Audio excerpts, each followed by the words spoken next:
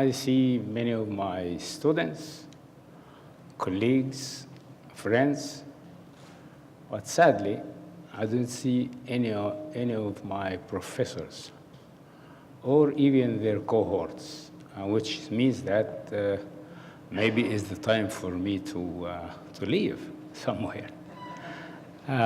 This is the first ponder, if you like. The second one is about the new normal. And for me, I have a new normal, and the new normal is this cane, which I'm used. But I think it's a temporary normal. My doctors say that in 3 months' time, I will be back to the old normal, which means walking steady on both legs. I'm happy to be here and happy that the topic of this conference and the theme of the opening plenary is so timely. At the time now we're reading news about a great trade war that has just started. And that trade war between two giants, the first and the second, first and second largest economies in the world. And probably they account for more shares of world trade. So if that means something, it means that for other countries, they had to be very, very careful about the nature of the economic environment within which they navigate their economies.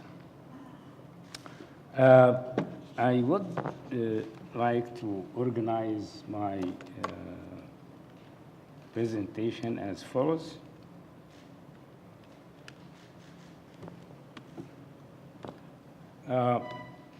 This is the organizational bit. An introduction, not too long. Then some definitions and initial conditions, which I see as very relevant for the discussion of industrial policy. And then the issue of structural transformation in MENA, which is a very important issue. And then issues of industrial policy, which Professor Kyun Lee addressed at some length. I will try to keep within the boundaries of my mandate and also the time constraint, which is 15 minutes. But when I start to look, okay, economic transformation in MENA countries. What are MENA countries? Just to remind ourselves, this is the list of countries there. Oops. Yeah, the list of countries. They include not all Arab countries, most Arab countries, if you like, but they have other countries like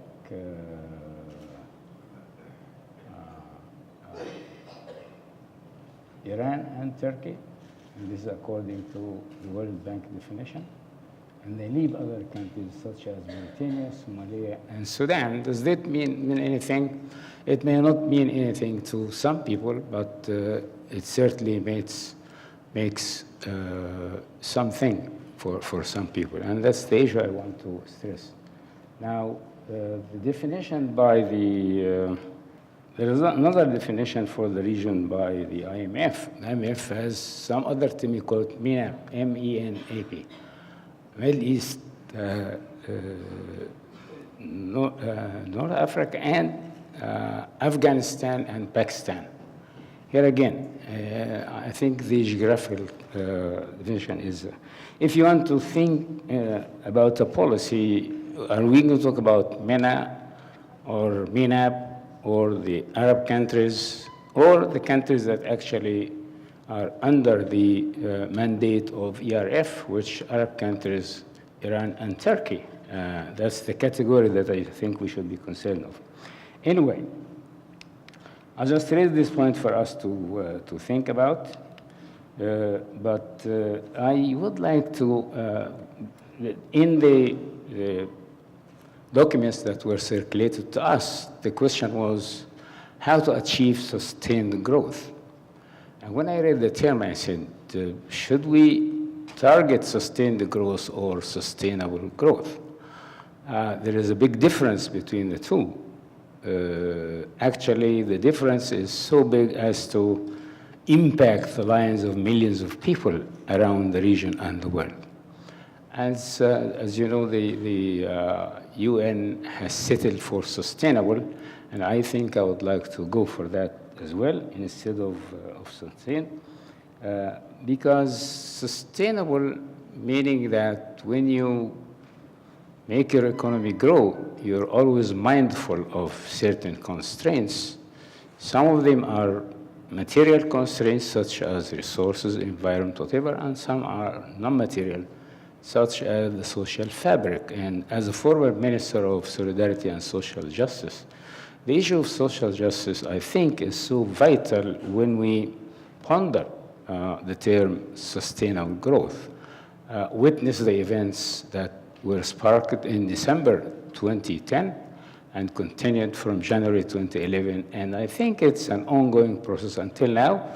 There was high growth in Egypt, at least, yet people were unhappy about who gains from that growth, and the issue of sustainability in that sense, in the social sense, is important. Okay, now, so instead of maximizing growth, we have to optimize growth, taking in consideration physical and social constraints. Okay.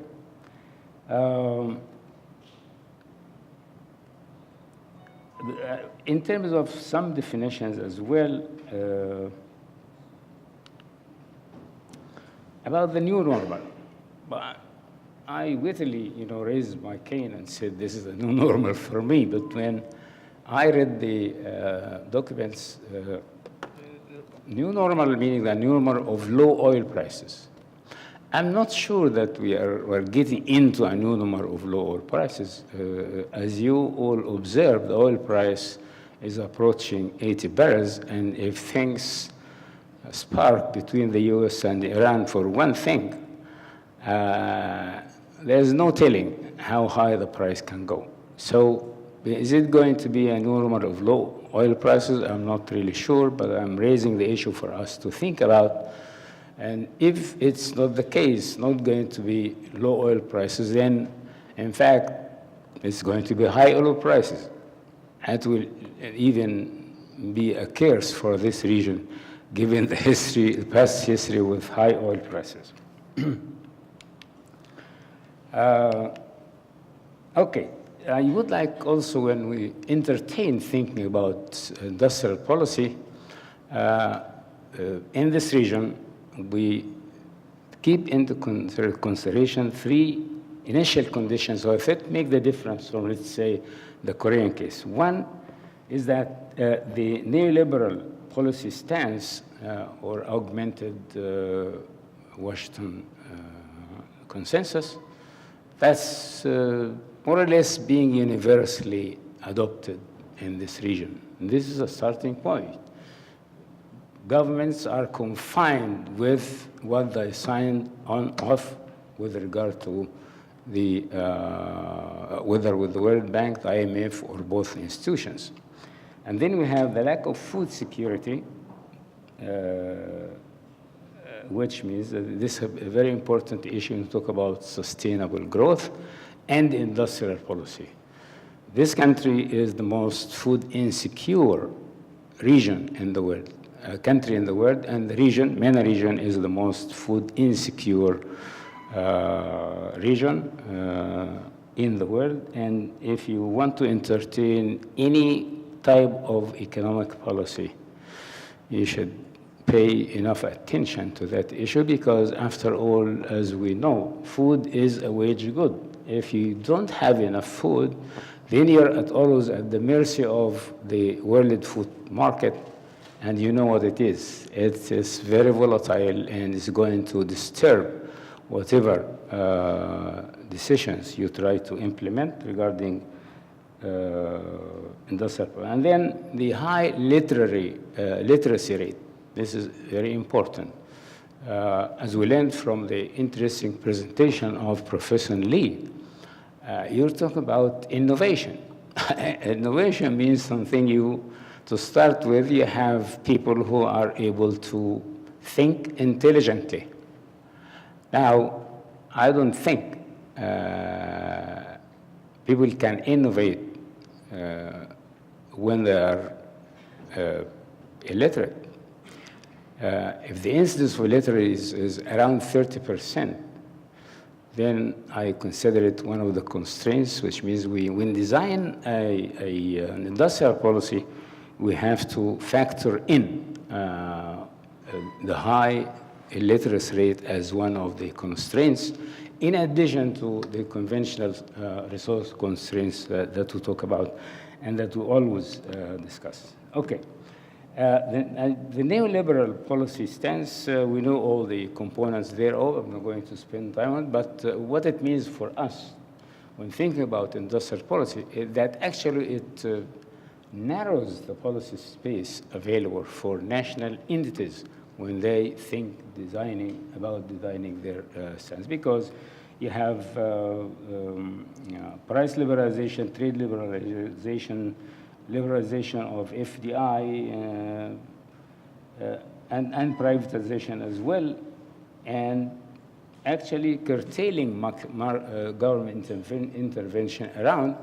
And the term used in Egypt, let me tell you, is a free market economy. Now, I don't think in a free market economy you can seriously entertain thinking about industrial policy as Professor Lee defined it for us and as we normally understand it to be. This is par excellence an act of government intervention. The question is, how can the government intervene? It cannot intervene in a free market economy, of course. So the augmented Washington consensus is another constraint, in addition to the WTO.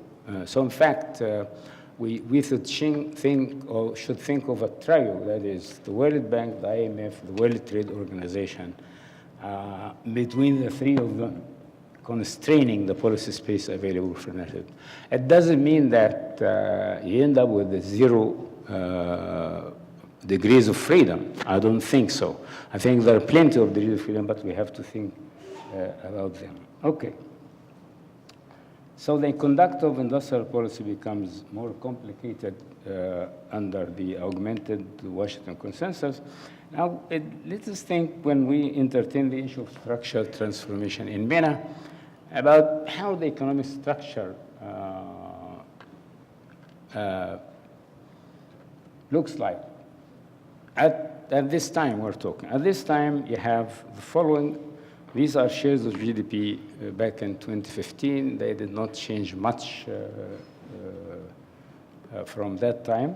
Agriculture, the share of agriculture in GDP is barely 10%. In fact, it's this number, 9 point something. Agriculture is 6%, and oil and gas is 23%. Of course, with low prices, when prices were high, and when prices are going to rise, the share of that sector is going to rise proportionally, okay? And then services, 51%. So we have the issue of structural transformation for MENA is very important, because you have a structure of production that is, let me say, very outdated. Outdated meaning that the share of agriculture is very low. The share of manufacturing is very low, and the share of services is very high, 51%. But you may say that, okay, according to the stylized facts, as countries develop, the share of services will rise, and 51% actually is comparable to what you observe in developed countries. That's right as far as numbers go. But as far as the content of the numbers, it doesn't go. The content of the service sector in the MENA region is something quite different from the content in the developed countries, is something related to research, innovation, and achievements in the industrial sector. In this part of the world, no. In fact, you have last resort for those who don't find work, either in agriculture or in manufacturing. They fly to that sector. So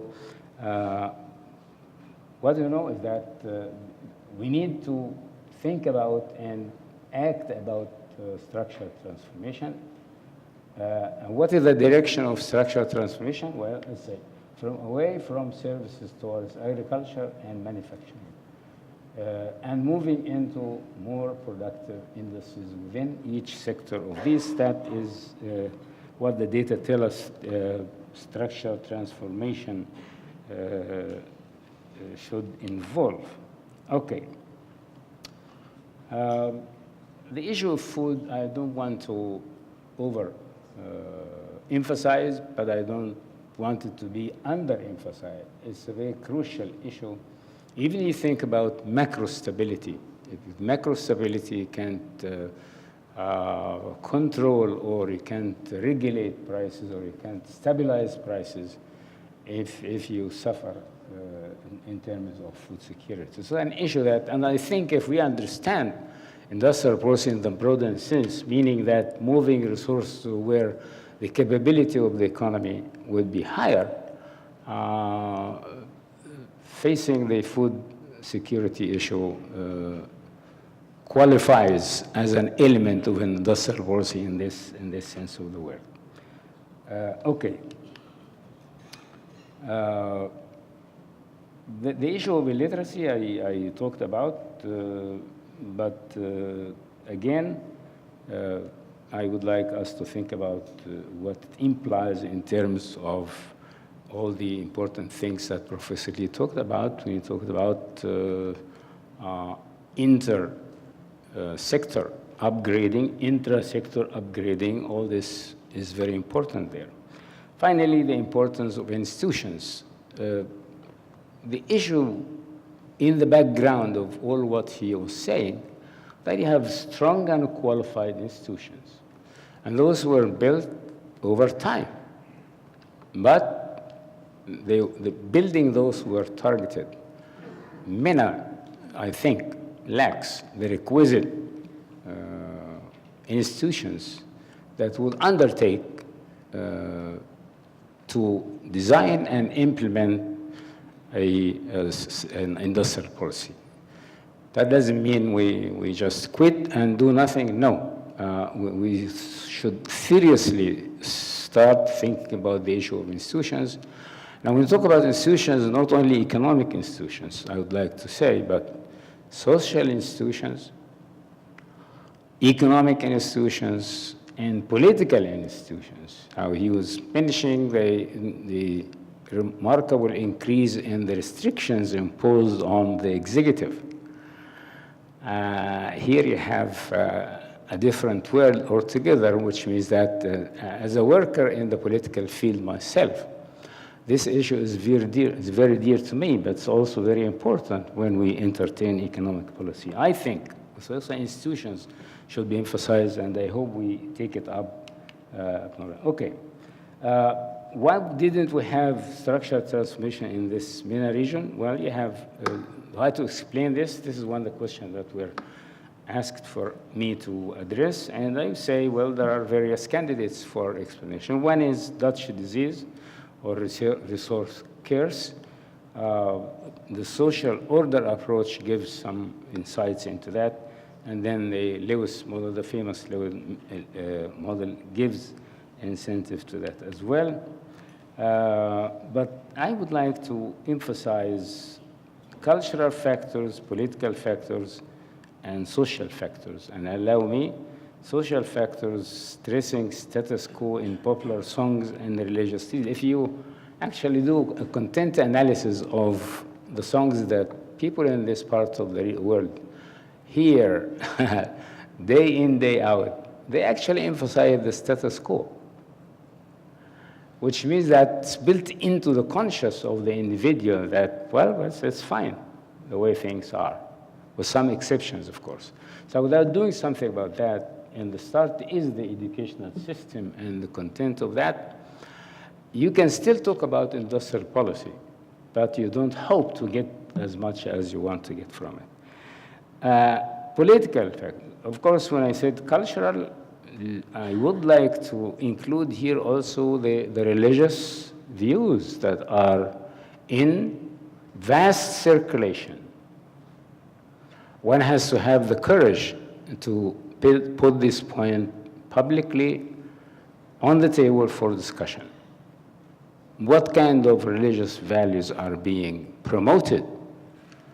And what are the implications of those for daily behavior, ways of thinking, attitudes toward self and other? These are very vital issues. And also important for industrial policy.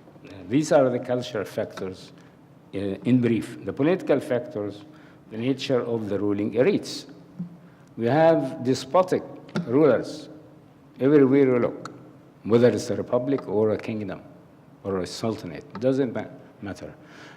In terms of what Professor Lee said, the restrictions on the executive are at their bare limit, if any, which means that if you think about a state with people and government and land, then the people have to have some place in this triangle of the state. So that's it. These could be derived from the new structural economics. Sorry, but social factors are mercantile groups and comprador classes are very strong. And let me tell you, as a minister, I had a hell of a time dealing with mercantile groups and comprador class. I can tell you that from real life experience. And they are there. Now, is it better for the society to set up industry, to make jobs, to export? Yes, it's better. But why don't we do it? Because it's still more profitable to import. And because those who import are so powerful that they can actually prevail in any debate about the issue. So these are, I don't think we can entertain industrial policy in the MENA region without dealing with these issues. We have to face them. Okay, now,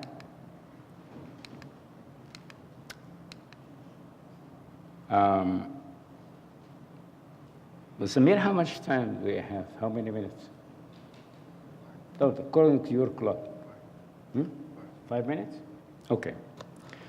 Now, Professor Lee has actually defined industrial policy for us. And essentially, it's about building capabilities for the society to think and to act. That's what it is. In terms of actually moving resources around the economy from less productive to more productive activities. So that's the essence of it, okay? But now it says it applies to restructuring policies in favor of more dynamic activities, generally regardless of whether those are located within industry or manufacturing per se, okay? And I do this mistake all the time. Thank you, Marwa, for helping me out. Okay. So this, if we split it in favor of more dynamic activities, then generally industry is more dynamic than agriculture, of course, and more dynamic than services as it is. And I would include in this definition that promoting agriculture and agriculture activities in conformity with global warming and environmental change, and also local needs in the region, qualify as part of industrial policy. Now, what are the limits under WTO? Professor Lee has talked about this at length, and he indicated what's permissible and what's permissible under WTO. And speaking from experience, oftentimes actually, policymakers and governments in this part of the world forego certain things that are permissible under WTO, and they claim that they are not permissible. So we have not reached the maximum degrees of freedom available under WTO, although in fact was very narrowed. But I would like to add that, in fact, thinking about industrial policy in MENA, we have to think about the environment within which industrial policy will be designed and implemented, and that environment is primarily mandated by the trio, which I named before, meaning the WTO, the World Bank, and the IMF. The three of them actually define the policy space available for, which means that we have to fight not on just one front, but on three fronts together, particularly when, with regard to Bretton Woods, there is the simple conditionality, but then there is the other conditionality, bilateral, meaning that conditionality between mutual okay? So that's a point that actually makes thinking about okay, now if we were to, and that's my last statement here, in terms of priorities, there has to be a revolutionary change of the educational system. The issue of illiteracy has to be put at the top of the national policy agenda. Issue number one. Issue number two, you have to deal with the issues of social values and social factors that I dealt with. But then the problem of food security, because with food security, you can plan to have cheap labor force and use that cheap labor force to move somewhere in the economy which is more dynamic and more productive, and hence increase GDP within the sustainable limit that I indicated before. Number three, I say this, I don't want to insult anybody, but I think we have to educate executives in this part of the world about what it means to deal with the WTO, the World Bank, and the IMF. They don't uphold the ultimate wisdom. They have their own agenda, and national entities do have their own agenda, and that sets the stage for the environment within which industrial policy is to be conducted in this. And finally, with regard to the new normal, Ibrahim, I'm not sure, maybe we're moving back towards the old normal of high oil prices. And then the issue is, do we return back to everything, business as usual, or we learn the lesson that it's not going to be everlasting? There will be another downswing in the cycle, and we have to make sure that we are able to face that. And of course, that relates to the nature of political regimes, the political elite, and also to institutions. And that's my final point. Thank you very much for your overbearing.